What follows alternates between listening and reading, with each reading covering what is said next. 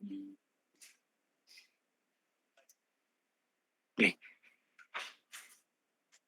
ahí estamos.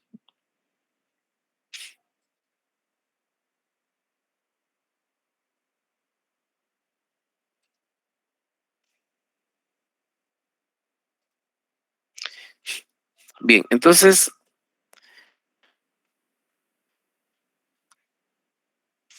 permíteme un segundo.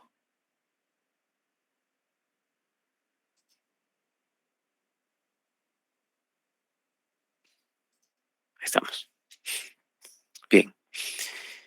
Entonces, debemos formularnos ciertas preguntas. ¿Qué son los acuerdos de paz? ¿Qué significaron? ¿Verdad? Los acuerdos de paz constituyen los temas en los que el gobierno de Guatemala y la Unidad Revolucionaria Nacional Guatemalteca negociaron para alcanzar soluciones pacíficas a los principales problemas que generaron el enfrentamiento armado de más de 36 años. Entonces, esos son los acuerdos de paz. Esa negociación se llevó a cabo en países como México, en España también, en Noruega y en Suecia.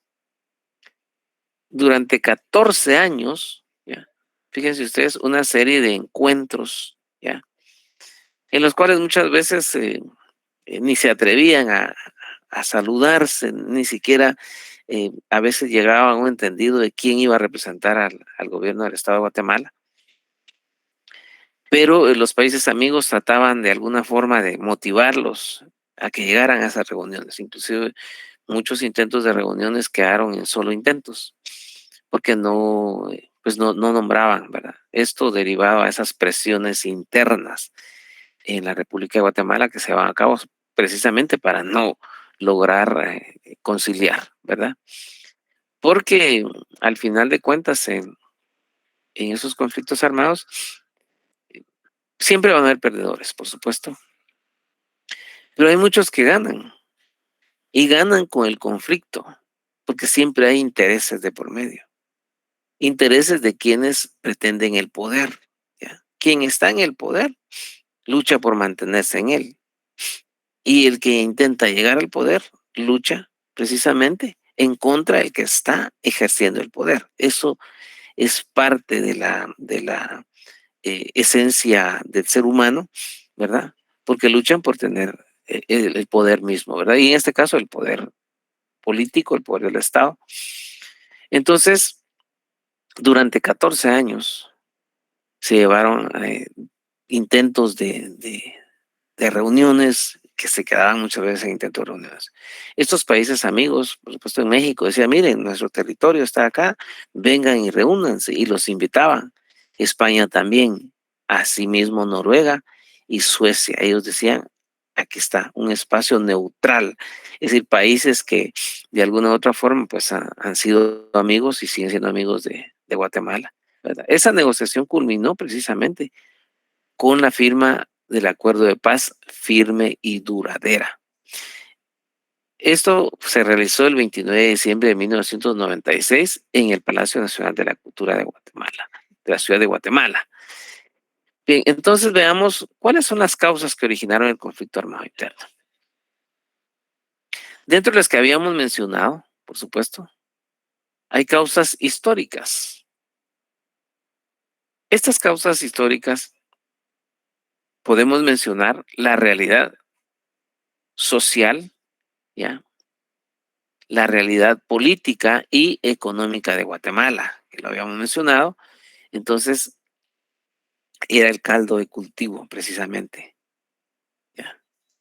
También otra de las causas es la intolerancia que de alguna manera pues se genera o se generó en ese entonces. Y hoy en día también tenemos que preguntarnos si esa intolerancia eh, subsiste todavía o no. Eso en cuanto a las causas históricas. En cuanto a antecedentes inmediatos, podemos mencionar la coyuntura internacional. Lo que se buscaba precisamente, que le decía, era precisamente el respeto a los derechos humanos. Y no se podían respetar los derechos humanos porque pues, estaba dentro de un conflicto armado inclusive en la guerra, por supuesto. Ahí, ahí se dan, digamos, el campo para poder realizarse y de alguna forma generarse las violaciones a derechos humanos. Entonces, si tenemos tantas cartas que protegen los derechos humanos y tenemos una constitución, ¿ya?, precisamente que protege los derechos humanos, entonces esa presión a nivel internacional, ¿verdad? Digamos que generó de alguna forma, ¿ya?, y facilitó, ¿ya?, que ambas partes, la URNG, ¿ya?, y el gobierno de Guatemala, pues se sentaran a negociar, se sentaran a platicar. Como les digo, no se atrevían, ¿ya?, por las presiones que uno u otro bando tiene, como suele pasar en los conflictos, en la mayoría de conflictos suele pasar, ¿verdad? Y luego se dieron ciertas actitudes que permitían muestras de confianza, eh, alto al fuego, en fin, y algunas otras medidas que normalmente se negocian. Dice, mire, durante eh, un mes, durante 10 días, pues vamos a detener los combates, ¿verdad? Eh, Uno u otro bando, pues trataba de alguna forma bajarle el nivel que tenía el conflicto armado, ¿verdad? Bien, entonces teníamos esa coyuntura internacional, ¿ya?, que luchaban precisamente para que se respetaran los derechos humanos. ¿Cómo está sucediendo hoy precisamente en el caso del conflicto que se está dando entre Rusia y Ucrania? Que la comunidad internacional está tratando de mediar y que pues se tengan las operaciones, ¿verdad? Por supuesto, cada uno de esos países involucrados en esa guerra, pues tiene sus propios intereses. Y hay países también que están interesados en que ese conflicto se mantenga, porque proveen armas, venden armas, hacen préstamos, en fin, por supuesto que es negocio. Si alguien dice, bueno, le vamos a dar cierta cantidad de dinero al gobierno de Ucrania, por ejemplo, pues no lo va a hacer solo porque se lo va a regalar, sencillamente son préstamos para la guerra, ¿verdad? Y hoy en día, pues la comunidad internacional se está pronunciando para que esa guerra se detenga. ¿Ya? Hay una coyuntura internacional. De alguna forma influyen y por supuesto que eso es muy importante porque la Carta de San Francisco, que es la Carta de las Naciones Unidas, inspira ciertos ideales y esos ideales de respeto a los derechos humanos y llama a la tolerancia y a la negociación, a la racionalidad muchas veces. ¿Ya? Y llegar a la guerra, pues es el último recurso que se tiene. Y entonces esa coyuntura internacional, ¿ya?, es parte de los antecedentes inmediatos a los acuerdos de paz. También había una lucha ideológica, es decir, se manejaban ciertas ideas, ¿ya?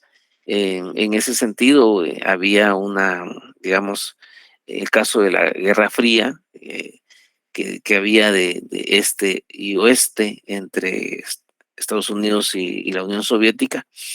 Todo eso influía de alguna forma, ¿ya? De manera que parte de esa lucha ideológica, ¿verdad?, que eran los antecedentes inmediatos. Luego, aspectos involucrados en el conflicto armado, tenemos aspectos ideológicos, la lucha contra el comunismo, que por supuesto se decía que Rusia, por ejemplo, quería imponer el comunismo en toda Latinoamérica, o que Cuba también, ¿verdad? Entonces eran esos aspectos que estaban involucrados en ese conflicto armado, ¿verdad? También la doctrina de la seguridad nacional, ¿ya?, que por supuesto era promulgada por Estados Unidos e influenciaba a Latinoamérica en sí, eh, en una guerra ideológica, digamos. También la formación y la doctrina de los grupos insurgentes, que estos tenían su propia formación. Y luego otro aspecto, la militarización de la sociedad y del Estado. Esta militarización se dio, como habíamos mencionado, en cuanto a la creación de las patrullas de autodefensa civil y, por supuesto, se invertía mucho más cuestiones militares que en cuestiones de salud, de educación, ya, en fin. Entonces ahí se estaba yendo todo la inversión del presupuesto, digamos, ¿verdad? Bien. ¿Qué otros aspectos podemos mencionar? Aspecto económico, el tema del uso y posesión de la tierra, que influyó, por supuesto, el acceso a la educación, la exclusión social y la marginación. También la violencia generalizada. Y en el aspecto político podemos mencionar las relaciones conflictivas entre Estado y sociedad, ese autoritarismo también, los procesos antidemocráticos, es decir, que no se permitían la participación ciudadana, sino que eran gobiernos impuestos. La debilidad del Estado en el cumplimiento de sus funciones. Pero más que la debilidad del Estado, aquí podemos decir que no se trata del Estado. El Estado no puede ser débil o fuerte. El Estado es un ente político, es un ente, dicen algunos autores, que es una ficción jurídica, es una creación del derecho. El Estado no lo podemos ver, no lo podemos tocar. ¿De qué color es el Estado? No podemos verlo. Podemos ver los efectos ya del Estado, pero en realidad la responsabilidad es del gobierno. ¿Y quién es el gobierno? El ejecutivo, legislativo y judicial. Y no como erróneamente se dice que el gobierno es el ejecutivo, sino solamente el ejecutivo no lo es. El gobierno del Estado de Guatemala está integrado por el ejecutivo, legislativo y judicial. Entonces, había una cuestión en ese sentido, pero en realidad no era el Estado propiamente, pero se endilga al Estado. Aspecto étnico en ese sentido, el proceso de la etnización, ¿verdad? También el rechazo de esa multiculturalidad, el racismo como una expresión ideológica y cultural. Todos estos aspectos tuvieron mucho que ver en que se realizara, digamos, ese conflicto armado interno, que es lo que originó. En el aspecto religioso podemos mencionar los usos y las costumbres de los pueblos indígenas, que siempre ha habido una imposición ya de creencias ajenas a la población, digamos, los pueblos indígenas tienen sus propias creencias religiosas, pero hay una imposición en ese sentido. La propuesta de nuevos modelos de religiosidad, en fin, tantas cuestiones que de alguna forma influyeron en ese sentido, ¿verdad? Luego tenemos, ahora veamos cuáles son los acuerdos de paz. ¿Cuáles? Tenemos varios, ¿verdad? Y ahí vamos a mencionar, en el caso tenemos el acuerdo marco sobre democratización para la búsqueda de la paz por medios políticos. Este acuerdo, como mencionábamos, fue realizado o se firmó en México, en Querétaro específicamente, en el 25 de julio de 1991. Fue uno de los primeros acuerdos a los cuales pues digamos que son uno de los primeros pasos que se dieron para poder llegar a buen fin, digamos, o buen término, el, ese proceso de negociación. Luego tenemos el Acuerdo Global sobre Derechos Humanos también. Esto fue realizado en la capital mexicana, en el Distrito Federal, el 21 de marzo de 1994. En este Acuerdo Global sobre Derechos Humanos, lo que se plasmó ahí prácticamente era que se llevara a la práctica el respeto, ¿verdad?, a los derechos inherentes a la persona humana, que son los derechos humanos. Esto por parte de quienes estaban en el conflicto, es decir, por parte del gobierno y por parte de los insurgentes. Luego un tercer acuerdo, que es el acuerdo para el reasentamiento de las poblaciones desarraigadas por el enfrentamiento armado. Como mencionábamos anteriormente, pues las poblaciones civiles en resistencia, que ellos huyeron a las montañas precisamente para protegerse de esos cruentos combates que se llevaban a cabo entre el ejército y los guerrilleros. Entonces ellos huían a las montañas porque no querían ni apoyar a ni a uno ni apoyar a otro. Entonces era preferible porque aparte de eso, pues había un bombardeo a los pueblos, ¿verdad? Entonces, mejor se iban a las montañas, ¿verdad?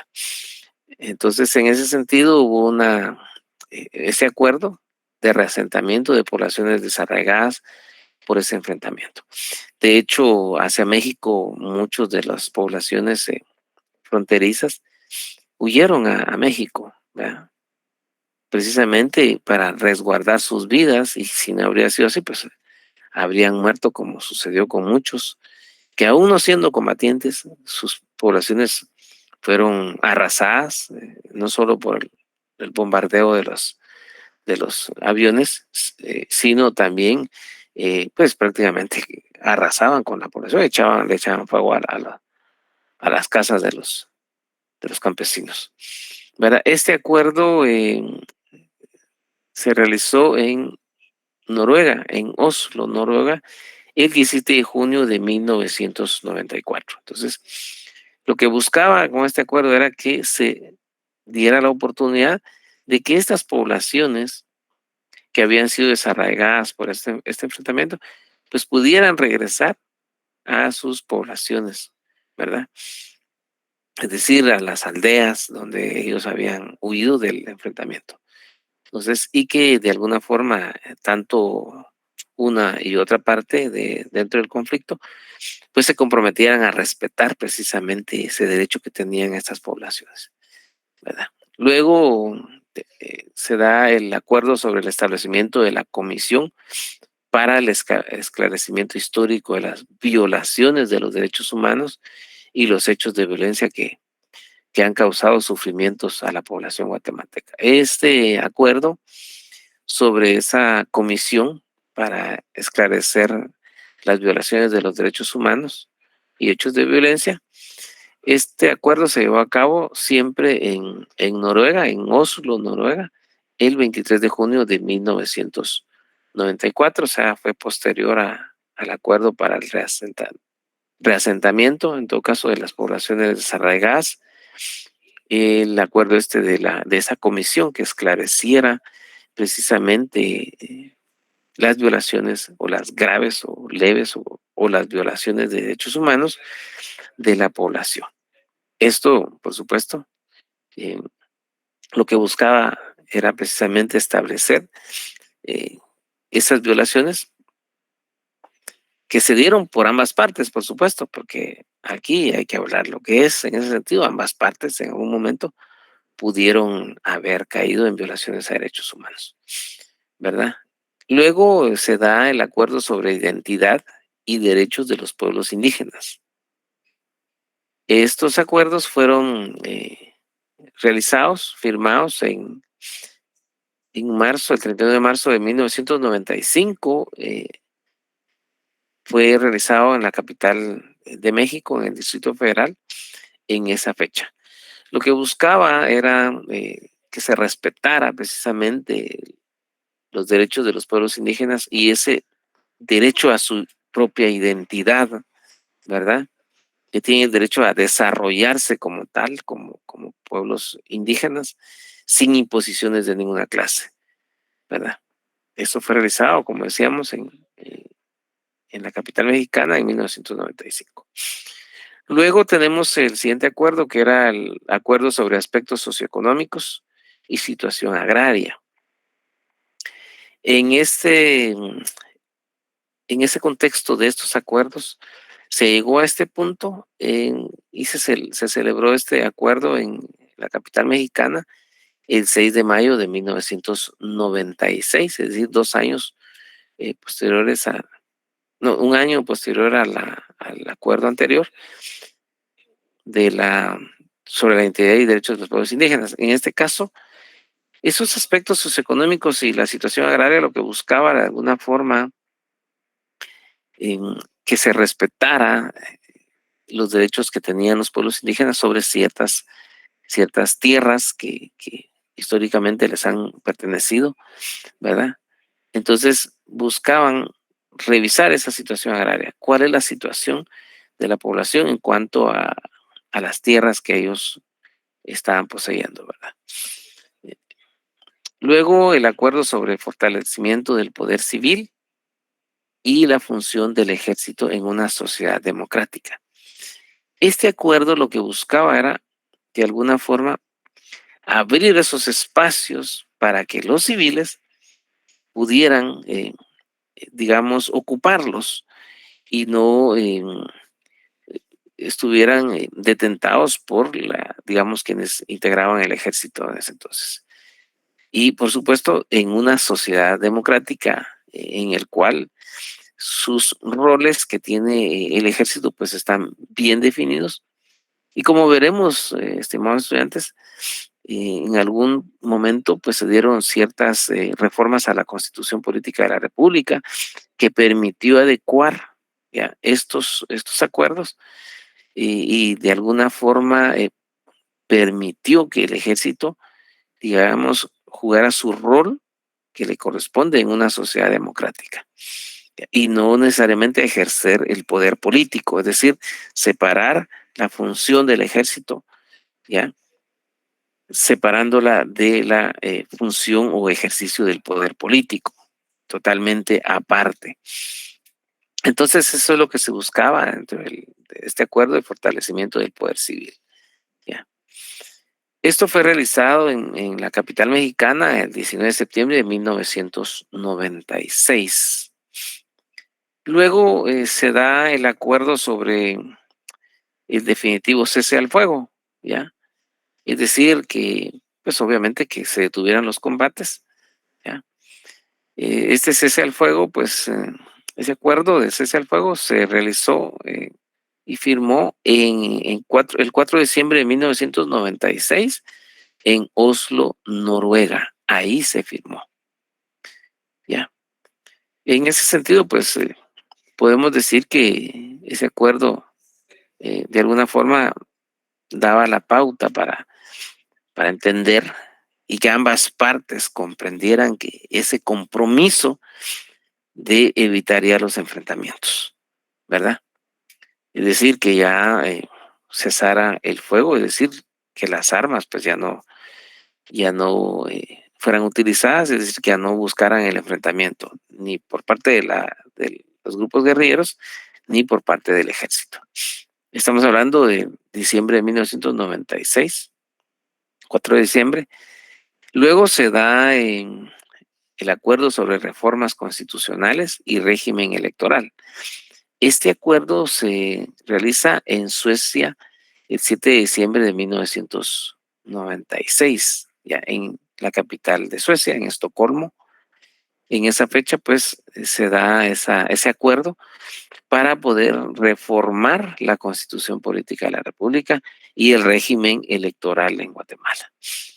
Luego, otro de los acuerdos que integran, por supuesto, la totalidad de estos, tenemos el acuerdo sobre bases para la incorporación de la Unidad Revolucionaria Nacional Guatemalteca a la legalidad. Es decir, como ellos era un grupo, digamos, que se integró en esta organización, es decir, representaba a todos los grupos guerrilleros. Entonces, lo que se buscaba era que ellos se integraran a la sociedad civil y a la legalidad sobre todo, y la ORNG se pudiera convertir en un partido político. Eso es lo que se buscaba con este acuerdo sobre bases para la incorporación de esa organización, ¿ya? Este acuerdo se llevó a término en el 12 de diciembre de 1996 en la capital de España, en Madrid, España.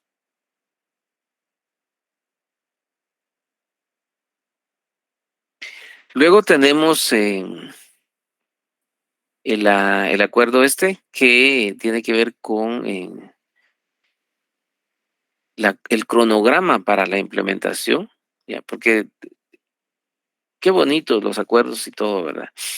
Pero hay un cronograma para que pudieran implementarse, ¿ya? Y cumplirse y verificar los acuerdos de paz, ¿ya?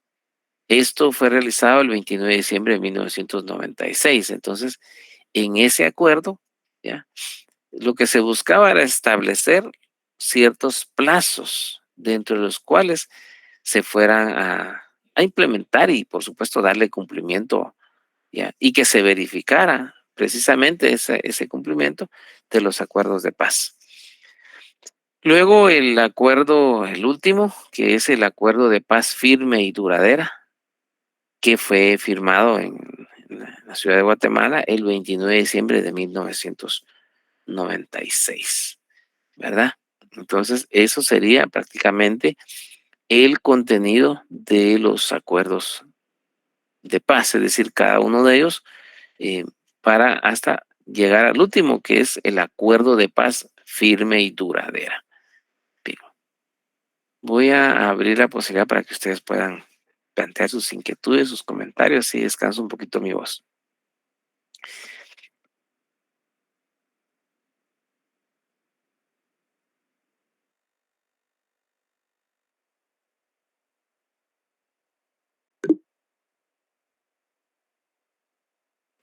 Adelante, Fátima.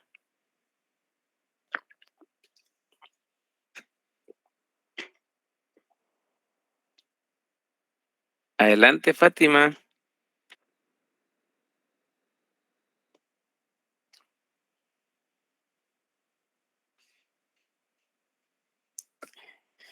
Le escuchamos, Fátima. Adelante. Ah, permítame un segundo. Ahí estamos. Adelante.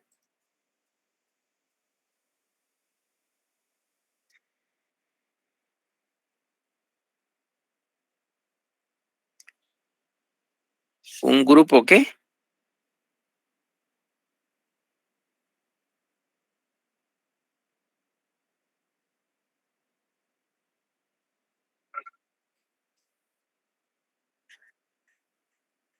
Sí, los grupos guerrilleros se integraron en la Unidad Revolucionaria Nacional Guatemalteca. Ahí se integraron todos porque, digamos, de alguna forma había que buscar la representación de ellos, ¿verdad? Y entre los famosos comandantes, así se les denominaban, recuerdo que estaba Gaspar Ilón, ¿verdad? Que era uno de los representantes de los grupos guerrilleros, ¿verdad? Pero ellos fueron, digamos, se integraron a través de la URNG, ¿verdad?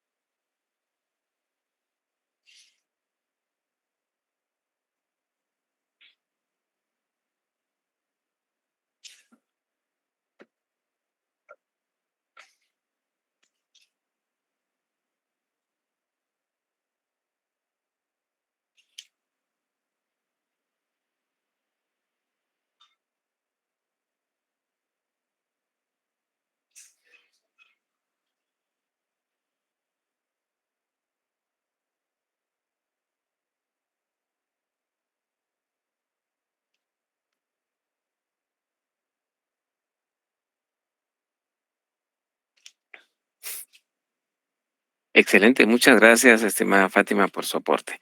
Efectivamente, creo que los guatemaltecos todos tenemos la obligación de conocer los acuerdos de paz y eso nos va a ayudar mucho porque en realidad, ¿cuántos de los que estamos acá, verdad? Conocemos a profundidad los acuerdos de paz, o si acaso los hemos leído, ¿verdad? Creo que, sin temor a equivocarme, muy pocos los hemos leído, ¿ya? Imaginemos la posibilidad que tienen, digamos, los demás ciudadanos que no tienen la oportunidad de, de estar en la universidad. Entonces, ¿cómo pueden ellos llegar a entender, a leer y a comprender los acuerdos de paz? De hecho, uno de los compromisos que se adquirió era de que estos acuerdos de paz debían traducirse a digamos, al idioma español, por supuesto, en el idioma español, y debían traducirse a los distintos eh, idiomas de las poblaciones indígenas, por ejemplo, al MAM, al quiché, el sutuil, en fin, debían traducirse. ¿Se hizo o no se hizo? Es una cuestión que habría que indagar, ¿verdad? Porque la idea era que todos y cada uno de los guatemaltecos tuviéramos acceso a los mismos y que pudiéramos conocerlos, por supuesto, y por ende exigir el cumplimiento de los mismos. Así debería ser. En realidad debería ser así, estimados estudiantes, que todos deberíamos conocerlos y exigirlos. Por ejemplo, ahora que vamos a tener, bueno, ahorita pues, pero ya en los próximos meses, vamos a tener la oportunidad de elegir en las urnas a quienes van a administrar, eh, digamos, el gobierno. Entonces, nosotros podríamos, conociendo los acuerdos de paz, ¿ya? Decirles, a ver, dentro de su plan de gobierno a los alcaldes, a los concejales, a los diputados, ¿ya? A los candidatos a la presidencia, decirles, a ver, ¿cuál de estos acuerdos de paz usted va a cumplir? A ver, ¿dónde está ese compromiso? Pero si no los conocemos, ¿cómo podemos exigirle? ¿Ya? O por lo menos la Constitución, que la conociéramos a profundidad, ¿ya? Que cumplieran los primeros dos artículos, artículo primero y segundo, ¿ya? Imaginemos. Así que de ahí la importancia que nosotros los conozcamos. Gracias por su aporte, estimada Fátima. Ustedes tienen la palabra, estimados estudiantes, y recuerden que su participación enriquece la clase.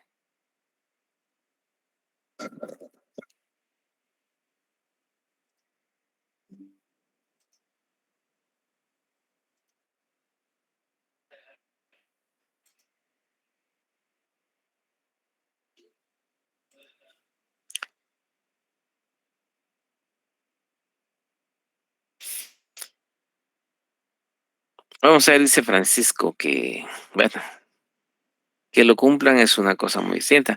Bueno, lo que pasa es de que en ese sentido, fíjense que podemos nosotros como ciudadanos, como electores, podemos exigir ese cumplimiento. Si adquiere un compromiso, por supuesto, existe, existe esa posibilidad de exigirles el cumplimiento. ¿De quién depende que lo cumpla o no? Depende de nosotros totalmente, que cumplan o no cumplan. Lo que pasa es que somos una sociedad que lo que hacemos es callar, ¿verdad? Y que creemos que ellos tienen el poder absoluto. Realmente ellos no tienen el poder absoluto, ¿ya? La soberanía radica en el pueblo y lo que hace es delegar la función nada más, pero la soberanía pertenece a cada uno de nosotros los guatemaltecos. Entonces depende de nosotros, ¿verdad? Eh, Vamos a ver. Norma dice que cada uno de estos acuerdos son muy amplios y es una de las excusas de su incumplimiento. Pero tendríamos que, primero nosotros como estudiosos, como académicos, deberíamos estudiarlos, ¿ya? Y aportar, ¿verdad? ¿Qué es lo que estamos haciendo acá precisamente, ¿verdad? En nuestro curso, ¿verdad? Y ojalá, pues, eh, exista esa posibilidad de que le demos una leída a estos acuerdos de paz.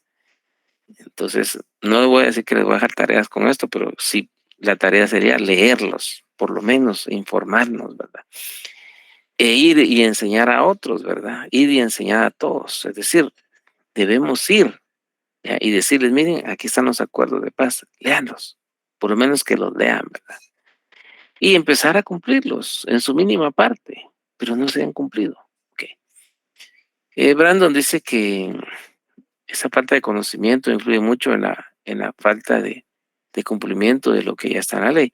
Sí, efectivamente, estimados estudiantes, por eso nosotros somos los llamados a estudiar, a leer fuerte, ¿verdad? Sobre todo nosotros que estamos estudiando precisamente para algún día defender a las personas, ¿ya?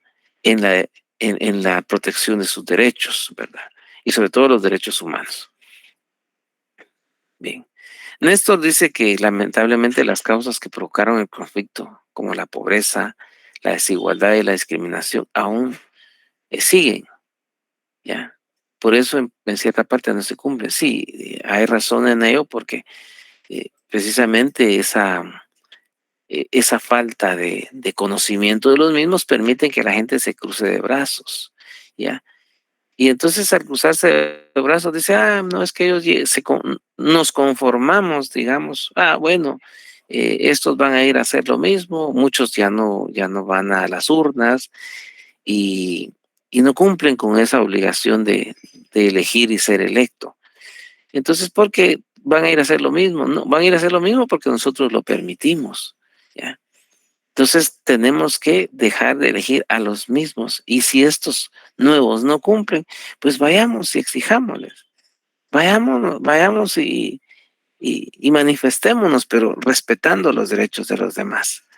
Bien, pero sí efectivamente esa desigualdad que existe en la inversión de recursos del Estado, eh, hay una desigualdad en ese sentido, porque en el interior de la República, como mencionábamos, pues vemos eh, la población no tiene acceso a los servicios básicos, ¿verdad?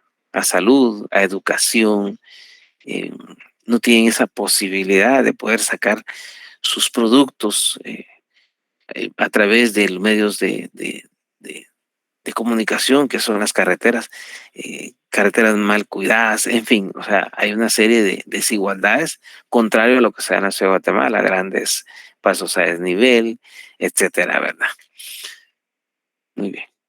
Muchas gracias por sus aportes. Bueno, si alguien más quiere participar, con gusto, no tengan miedo, estimados estudiantes, aquí es la academia, aquí no los vamos a regañar por participar. Por no participar, sí, pero por participar, bienvenido siempre, ¿verdad? Valoro mucho su participación, estimados.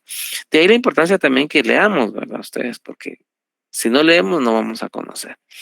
Les compartí ahí en Classroom y espero que hayan tenido la oportunidad bueno, yo me salí ahorita porque tenía muchos archivos abiertos, entonces eh, ya se arreglaron, no sé si ya aparece ahí publicado. Y si hubiese alguna otra inquietud, ¿verdad? Un comentario. O ya se me durmieron ustedes. Bueno, he ido identificando quienes participan. Hoy los veo calladitos, no sé qué está pasando. ¿Están cansados ustedes de la clase anterior? Ya solo esperando el cafecito para la cena, todavía no.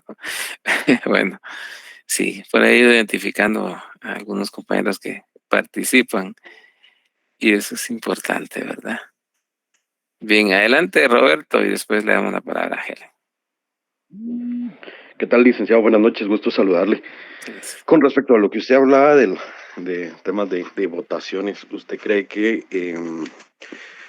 pues a mí me ha surgido la duda que a la larga los altos mandos o las personas más poderosas de Guatemala ya tengan como digámoslo así, tal vez no es la palabra correcta, el cronograma de las personas a elegir y en base a eso, pues ellos deciden qué personas estar en los puestos o qué personas nos van a gobernar y pues las votaciones solo las hacen para poder decir que sí realmente se están ejerciendo los votos, que es un derecho que el pueblo tiene como tal. Bueno, le voy a dar mi apreciación, estimado Roberto. Tantas cosas que podríamos pensar, ¿verdad? Que ahí están los titiriteros, como dicen, ¿verdad? Entonces, y que probablemente no sea una realidad, ¿ya? El que vayamos a elegir y ser electos. pero eso depende de nosotros. Si bien es cierto, ¿por qué digo depende de nosotros? Fíjense, pues, ¿quién es el que controla, digamos, las elecciones, las votaciones? Hay un Tribunal Supremo Electoral, ¿verdad? Pero está integrado ¿por quién? Por nosotros, por el pueblo de Guatemala. Entonces, ¿por qué nos vamos a prestar a hacer alguna cuestión ahí que no refleje la realidad que se dio en las urnas? ¿Ya? Eso sería imposible si nosotros los ciudadanos no nos prestamos a esa situación. Por ejemplo, en las elecciones hay personas que colaboran, ¿ya? Y se les denominan fiscales. ¿Y qué hacen los fiscales de los partidos políticos? Lo que hacen es revisar que los votos que son de ellos, ¿ya? No se los anulen o coloquen votos que no corresponden. ¿Y cómo se han integrado pues esos fiscales? Son ciudadanos, o sea, es decir, nosotros estamos inmersos ahí. Entonces no deben prestarse a esa situación. ¿Ya? No puedo yo afirmar, ¿ya? Porque no tengo la certeza, ¿verdad? Pero es un decir, como mencionaba estimado Roberto, ¿ya? Que hay alguien detrás que pone y quita los puestos. Pero ¿de quién depende? Depende de nosotros. O sea, la responsabilidad está en nosotros. Entonces, por ejemplo, para llegar a diputado se dice que hay que comprar la ficha, ¿verdad? No lo, entonces, ¿y por qué se prestan los ciudadanos para eso? Porque han hecho de eso un negocio, ¿verdad? Así que depende de nosotros, mucho depende de nosotros. Yo creo que el planteamiento que hace el estimado Roberto, muy importante, muy interesante, de verdad, porque yo le respondo de esa manera, que somos nosotros los ciudadanos los responsables de que eso suceda o no suceda. Adelante, Helen. Gracias, licenciado. Buenas noches. Tengo una duda referente al conflicto armado interno y la Constitución. He estado leyendo durante ese periodo y también enfocado a los derechos humanos.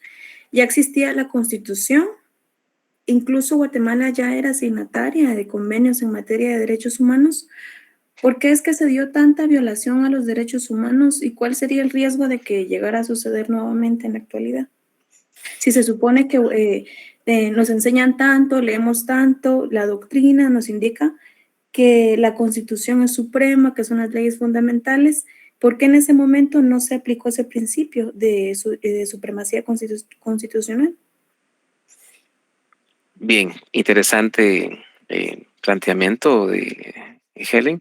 Efectivamente, Guatemala, dentro del Concierto de las Naciones, ya, era, es y era ya firmante precisamente, por ejemplo, de la Declaración Universal de Derechos Humanos, ¿verdad? De la Carta de San Francisco de 1967. ¿Ya? Y la Constitución Política es de 1985, fue aprobada en 1985 y entró en vigencia en 1986, cuando llegó a la presidencia de la República Vinicius Cerezo Arévalo. Pero, ¿por qué no se cumplían? Precisamente derivado de ese incumplimiento en primera parte de esas declaraciones de derechos humanos, es que precisamente el día de hoy, ¿ya? O al día de hoy más bien, no que hoy, sino al día de hoy, hay procesos penales abiertos en contra, ¿ya? De quienes participaron en el conflicto armado interno y que violentaron o que posiblemente violentaron derechos humanos. Y es una obligación del Estado precisamente, ¿ya? Esclarecer esos hechos. No sé si ustedes han escuchado, pero Guatemala a nivel de la Corte Interamericana de Derechos Humanos ha dictado sentencias en ese sentido. ¿Por qué? Porque durante el conflicto armado interno, ¿ya? Se dieron estas violaciones, se demostró que hubo violaciones de derechos humanos y Guatemala no juzgó, ¿ya? Determinados hechos y por lo tanto el Estado de Guatemala fue condenado, ¿verdad? Pero ahí la respuesta a lo que usted plantea, ¿por qué no se cumplió? Porque precisamente durante ese conflicto que se dio, no se respetaron. ¿Por qué no se respetaron? Porque generalmente cuando se dan estos conflictos armados, se irrespetan los derechos humanos. Lo que está sucediendo en Ucrania, por ejemplo, ¿verdad? Es un ejemplo que tenemos ahí donde la población civil ha quedado en medio del fuego cruzado, ¿verdad? Y sí, efectivamente la Constitución ya estaba, eh, digamos, vigente, la de 1985, porque había otra, la de 1965, ¿ya? Que de alguna forma, pues, inspirada siempre en los derechos humanos, pero no tanto como esta ah, actual Constitución. Bien, adelante, Jennifer, le escuchamos. Licenciado, buenas noches. Yo pienso que este tema, la verdad, es muy extenso porque creo que más de la mayoría ha escuchado algún relato de algún familiar cercano que lo vivió. Lastimosamente, el pueblo civil quedó en el centro y como siempre, ¿verdad? Hay algunos que apoyaban el bando de los militares, otros de los guerrilleros, pero no podemos negar que ambos cargaron en sus manos muertes inocentes y quizás por mi parte he visto más las torturas que los militares realizaban en este diario del terror que ellos tenían, donde todos sabemos muy bien que secuestraban personas, incluso estudiantes que solo trataban de alzar la voz. También recordemos la muerte de Monseñor Gerardi, que pues fue todo un complot por las acciones que él había realizado de que se escuchara lo que realmente estaba pasando en Guatemala. Yo pienso que como estudiantes y más que todo como guatemaltecos tenemos el compromiso no solo de leer sobre nuestra historia, sino tomar conciencia de lo que ha pasado. En relación a lo que usted decía de las elecciones, pienso que lastimosamente nos hemos conformado con el tipo de gobierno que últimamente hemos elegido, ¿verdad? Que al final de todo creo que votamos por el menos peor, porque es el tipo de candidatos que se postulan últimamente. Yo creo que con este tipo de pensamiento más crítico, lo que debemos hacer es darnos cuenta de que el candidato en sí, cuáles son los objetivos que tiene, no solo para nuestro municipio, sino también en caso de los diputados por departamentos, incluso de un presidente, ¿verdad? Porque no creo que sea bien visto un candidato que compre votos, que empiece que no respete en sí la dignidad de una persona, ¿verdad? Al tratarlo como un objeto de, si te doy esto, recibo tu voto a cambio. Y creo que todo esto llega a un punto que es en la falta de criterio y de educación, porque lastimosamente no todas las personas tienen acceso a la educación y pues esto hace que sigan siendo personas que se pueden manipular por víveres, por láminas, por dinero, por hilo, por pequeñas obras que últimamente los políticos nos han acostumbrado. Excelente, muchas gracias, estimada Jennifer. Sí, efectivamente yo creo que nosotros como academia debemos generar esa discusión, ¿verdad? Por eso reitero el agradecimiento para ustedes, pues se han abierto a esta posibilidad de discutir y de conocer y manifestar sus puntos de vista, ¿verdad? Eso enriquece precisamente nuestra academia y nuestro curso. Les agradezco muchísimo su participación. Efectivamente, yo creo que debemos hacer más conciencia en ese sentido, pero sobre todo nosotros debemos leer y ser el ejemplo. Nosotros como sancarlistas, como estudiantes de Derecho, debemos ser ejemplo en ese sentido, porque los demás ciudadanos que no tienen esa oportunidad, esa posibilidad de ingresar a la universidad, pues efectivamente ellos están en su diario vivir nada más. Nosotros tenemos esa ventaja y así que estamos obligados a generar precisamente esa discusión. Pero una discusión eh, razonada, no solo defender a un candidato por defenderlo, porque fíjense ustedes que aquí en realidad, si nosotros llegamos a tener un pensamiento crítico, no tan fácil nos van a manipular. Todos los días vemos actos de manipulación de parte de quienes ejercen el poder o quienes pretenden llegar al poder. Y ahí lo vemos a través de los medios de información, ¿verdad? La radio, la televisión, los medios escritos, las redes sociales, ¿verdad? Entonces nos manipulan, ¿verdad? Están haciéndose publicidad, se están haciendo campaña. Aparentemente están atacando a un candidato, pero no, nos están vendiendo a ese candidato. Nosotros tenemos que abrir nuestra mente a esa crítica. Debemos cuestionar todo en lo que los medios de información, porque ellos son son sociedades mercantiles, los medios de información, ellos venden información y nosotros debemos someterlo a esa crítica, a ese análisis, hasta dónde lo que me están diciendo es cierto o no es cierto, pero con fundamento en lo que establecen la Constitución o nuestras leyes y lo que establece precisamente quienes nos han antecedido. Hay muchísima bibliografía que nosotros podemos analizar. En el caso de los acuerdos de paz, debemos nosotros conocerlos. La Constitución, si conocemos la Constitución, no podemos aceptar que venga X candidato y nos venda una idea que no es realista. Pero sobre todo, generar esa mentalidad crítica. Y eso es lo que hace falta, ¿verdad?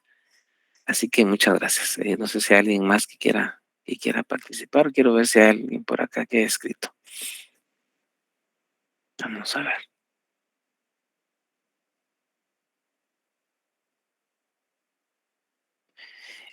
Ana Sofía dice que considera que cualquier persona en estado de necesidad o por avaricia, bueno, vende a su pueblo, por eso este tipo de cosas ilícitas. Sí, en ese sentido creo que las personas que no tienen una mentalidad crítica son fáciles de manipular, ¿verdad? Y sacan una información falsa y nosotros, eh, antes de compartirla en las redes sociales, debemos analizarla hasta dónde es cierto lo que estás diciendo, ¿va? En fin. Francisco dice, por lo mismo no deberían de votar todas las personas. Sí, digamos, anteriormente no votaban las personas que no sabían leer y escribir, ellos estaban vedados de ese derecho, pero hoy no es posible eso porque elegir y ser electo es un derecho que tenemos todos los ciudadanos, ¿verdad? Es materialmente imposible. Entonces la obligación es que, pues de alguna forma, generar ese pensamiento crítico. Considero que debería abrirse esa posibilidad, no como está ahorita. Ahorita está muy limitada la discusión que pueda haber de temas políticos. No, si usted se va a postular para un cargo de elección popular, entonces usted no puede generar reuniones ya con ciertos ciudadanos y darse a conocer. No, no lo puede hacer, sino hasta cuando sean convocadas elecciones. Entonces, ¿cuándo vamos a hablar de política? Dice que de política y de religión no deberíamos hablar. Por supuesto que deberíamos hablar de política y de religión. Por supuesto que sí. ¿Cuándo vamos a aprender entonces de estos temas? ¿Ya?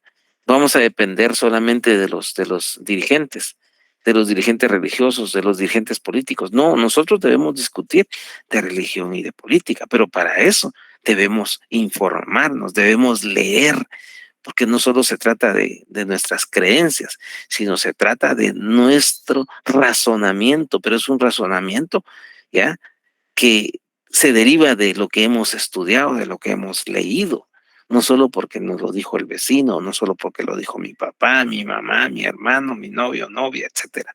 No, nosotros debemos tener una mentalidad crítica, es decir, debemos cuestionarlo todo. Francisco, bueno, Andrés, no, ya lo había leído. Bien, pues no sé si hay alguna otra participación y vamos yo vi que alguien levantó la mano por ahí, no recuerdo qué, pero la volvió a bajar. Oscar, sí, alcancé a ver que había sido Oscar. Adelante, Oscar. Muy buenas noches, licenciado, ¿cómo está? Mucho gusto, saludarle. Gusto. Sí, acerca de lo que usted hacía referencia, pues, por ejemplo, a nosotros en un trabajo buscamos información acerca de la dictadura perfecta, donde como claramente usted lo menciona, pues ahí influyen bastante de comunicación como tal, influyen, por ejemplo, en los votos y toda esa situación, tal como se está viviendo hoy por hoy, licenciado. Ese era mi punto de vista. Muchas gracias por su aporte, estimado Oscar. Bien, estimados estudiantes, entonces reitero el agradecimiento